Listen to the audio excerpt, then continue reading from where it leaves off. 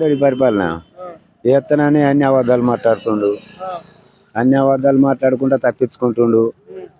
18 ఏళ్ళ పిల్లల నుంచి పింఛన్లు ఇస్తున్నాడు లేడీస్కు, అవి తప్పించుకున్నాడు. తులం బంగారం పెడతాను ఇది తప్పించుకున్నాడు. రైతు బంధు ఎత్తాను అది తప్పించుకున్నాడు. ముసలోళ్ళ పింఛన్లు ఎత్తాని 3 నెలల పింఛన్లు తప్పించుకున్నాడు. ఇక రేవంత్ రెడ్డి మాటల వరకు కానీ పనులు మాత్రం ఏమి లేదు.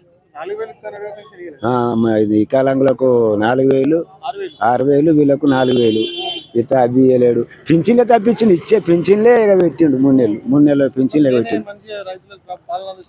రైతులు కేసీఆర్ చేసినంత పైసా కాదు, తోక కూడా చేయలేడు ఇంతవరకు రేవంత్ రెడ్డి. మాటల మరవకైతే ఉన్నాడు, మాటలకు మాత్రం ఇక అంతులేదనుకో. ఇక ఆయన బుద్ధికి వచ్చినాడు, ఎవరైనా దొరికితే వాళ్ళని ఆయన బుద్ధికి వచ్చినాడు మాట్లాడతారు. కానీ కేసీఆర్ ఎంత, తొక్కగాడు ఎంత, వీడెంత, బొంద పెడతా, బోక పెడతా అంటాడు. కానీ రేవంత్ రెడ్డి చేసిన పని ఏం లేదు.